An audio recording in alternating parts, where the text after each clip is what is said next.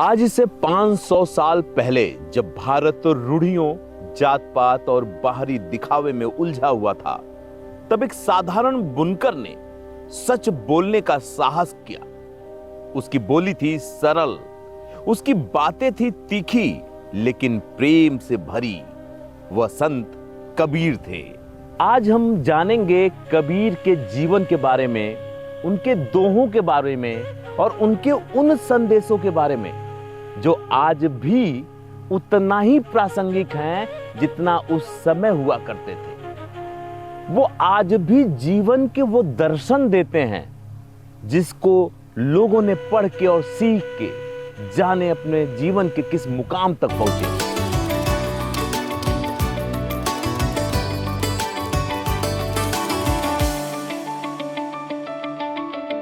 कबीर का जीवन रहस्य से भरा है। माना जाता है कि उनका जन्म 1440 के आसपास हुआ। लोक कथा कहती है कि उन्हें शिशु अवस्था में लहरतारा तालाब पर छोड़ दिया गया था और जुलाहा दंपति नीरू नीमा ने पाला और यहीं से कबीर का जीवन कारीगरों के बीच में बीता, जहां तमाम जिज्ञासाएं पैदा हुई। वहीं एक जिज्ञासा यह भी पैदा हुई कि ईश्वर कौन है, कहां रहते हैं, कैसे दिखते हैं। और फिर कबीर ने अपने दोहे में लिखा, जिन खोजा तिन पाइयां गहरे पानी पैठ, मैं बपुरा बूपा रहा किनारे बैठ। अर्थात कबीर ये कहते हैं कि जीवन में उपलब्धि उन्हें ही मिलती है या ईश्वर उन्हें ही मिलते हैं जो गहराई तक जाते हैं। जो सतह पर जीवन जीते हैं उन्हें जीवन में कभी कुछ भी उस तरह से हासिल नहीं हो पाता जैसा वो चाहते हैं। आपने भी सुना होगा कि मोती वही चुन के लाते हैं जो नदी या तालाब के तलहटी तक जाते हैं, यानी कि ऊपर ऊपर क्या मिलता है। और कबीर ने भी अपने इस दोहे में यही कहा, चाहे आध्यात्मिकता हो या फिर सफलता, वो सतह पे नहीं बल्कि गहरी चिंतन से मिलती है और उस चिंतन तक उतरना पड़ता है। कबीर को राम शब्द से विशेष लगाव था, लेकिन उनका राम मूर्ति या मंदिर का राम नहीं था, बल्कि हर इंसान के भीतर का परमात्मा था। कथाओं के अनुसार कबीर ने रामानंद जी को अपना गुरु माना और राम नाम को ही उन्होंने अपना मंत्र बना लिया और इसी मंत्र से अपने जीवन की ऊंचाइयों को छुआ है उन्होंने। और फिर उन्होंने कहा, मोको कहां ढूंढे रे बंदे, मैं तो तेरे पास में, ना तीरथ में ना मूरत में और ना ही एकांत निवास में। इस दोहे में कबीर कहते हैं कि ईश्वर कहीं मंदिर में, मस्जिद में, तीर्थ में, व्रत में नहीं है, वो तो हमारे अंदर है। वो कहते हैं कि हमें कहां ढूंढते हो, मैं तो तुम्हारे बीच में हूं। यानी ईश्वर को देखने के लिए किसी विधि विधान की जरूरत नहीं, कहीं जाने की जरूरत नहीं है, बस उसे खुद में महसूस करने की जरूरत है।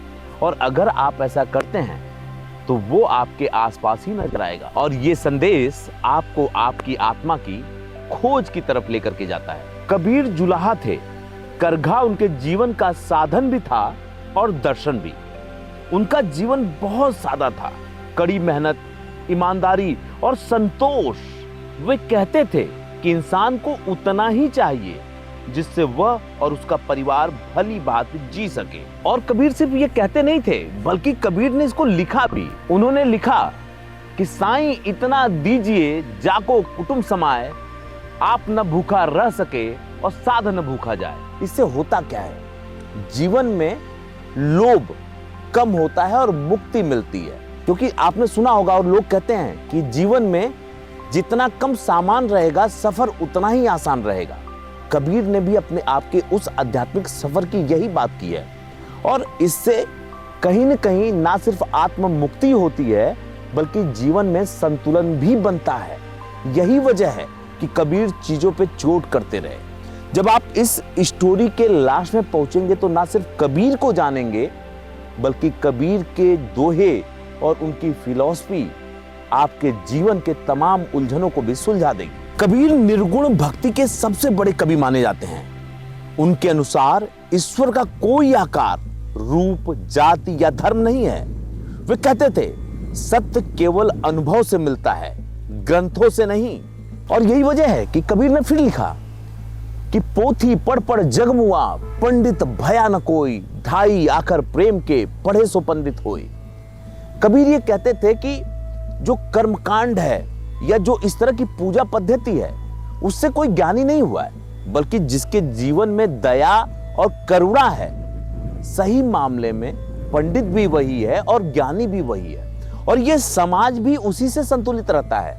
आप देखेंगे, मैं किसी भी चीज का विरोधी नहीं हूं, लेकिन आप देखेंगे कि जितनी ज्यादा पद्धतियां बढ़ती हैं उतने ही उलझन होती है और उतनी ही विचारधाराएं चलती हैं। तो कबीर की कही गई वो बात आज भी जीवन में ना सिर्फ सार्थक है, बल्कि जीवन को बहुत ही आसान बनाती है। कबीर के दोहे सबसे ज्यादा समाज की रूढ़ियों और पाखंड पे चोट करते थे।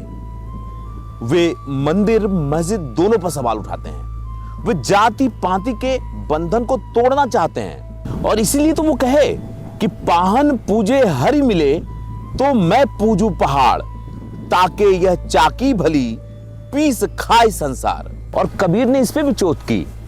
कबीर ने कहा कि अगर पत्थर पूजने से भगवान मिलते तो मैं तो पहाड़ को पूज लेता। यानी कि फिर सोचिए कि सब कुछ उसमें समाहित होता। और फिर उन्होंने कहा कि उस पत्थर को पूजने से तो बेहतर ये चाकी है जो चलने के बाद लोगों का पेट तो भरती है। और इतना ही नहीं, इसके बाद फिर उन्होंने एक बात कही। यह सीधा संदेश है कि ईश्वर पत्थर की मूर्ति में नहीं बल्कि कर्म और सेवा में है। और उन्होंने फिर एक दोहा लिखा, एके पवन एके पानी एके ज्योति समाना, एके मिट्टी से सब बने जगत के भिन्न भिन्न ठिकाना।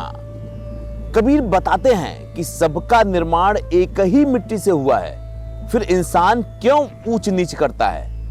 यह हमें समानता और भाईचारे की शिक्षा देते हैं। कबीर ने हमेशा अपने जीवन पे आत्मचिंतन पे जोर दिया, और उन्होंने ये कहा किसी दूसरी की तरफ उंगली उठाने से पहले या किसी और में कोई कमी निकालने से पहले खुद की तरफ देखने की जरूरत है। और यही बात उस आत्मचिंतन की होती है।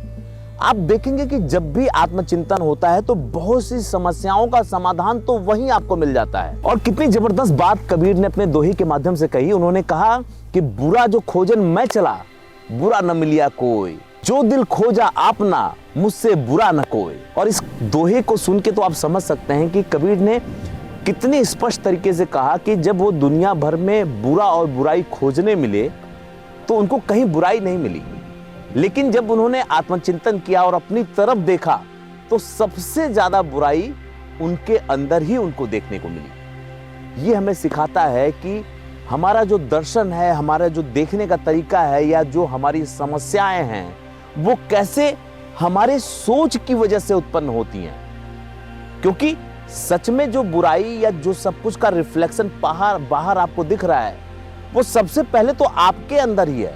और यही वजह है कि जब उन्होंने कहा कि बुरा जो खोजन मैं चला, बुरा न मिलिया कोई, क्योंकि वो बुराई तो उनके अंदर बैठी हुई थी। कबीर की वाणी बाद में बीजक नामक ग्रंथ में संग्रहित हुई। इसमें साखिया, शब्द, रमैनी मिलती हैं। ये शब्द आज भी समाज को आईना दिखाते हैं। लोगों को विश्वास था कि काशी में मरने से मुक्ति मिलती है और मगहर में मरने से नरक। कबीर इस अंधविश्वास को तोड़ने के लिए मगहर गए और यहीं 1518 के आसपास उन्होंने शरीर का त्याग किया। और लोक कथा कहती है कि उनकी मृत्यु के बाद हिंदू और मुस्लिम अनुयायी झगड़ पड़े, लेकिन जब कफन उठाया गया तो शरीर की जगह फूल मिले। हिंदुओं ने फूलों को जलाया, मुसलमानों ने दफनाया। आज भी मगहर में उनकी समाधि और मजार दोनों मौजूद है। कबीर का जीवन हमें बताता है कि धर्म का मतलब डराना या बांटना नहीं है, बल्कि जोड़ना है। और कबीर ने सिर्फ कहा नहीं, जिया और सिखाया। और कबीर ने एक बात और लिखी कि ऐसी वाणी बोलिए मन का आपा खोए, औरन को शीतल करे आपो शीतल हो। यानी कि सब कुछ इस बोली और भाषा में ही है, और यही जीवन का सार है। अगर आप इस तरह की वाणी बोलते हैं जिससे लोगों को सुखद एहसास होता है, तो यकीन मानिए आपके जीवन में मिलने वाले परिणाम भी ना सिर्फ सुखद होंगे बल्कि आश्चर्यजनक होंगे। तो क्या हमने सिर्फ कबीर को जाना, सुना, पढ़ा या कबीर की चीजों को अपनाया भी है। और अगर आप कबीर के चीजों को, कबीर के दोहों को, उनकी फिलॉसफी को अगर आप अपना लें तो जीवन आश्चर्यजनक रूप से बदल जाएगा।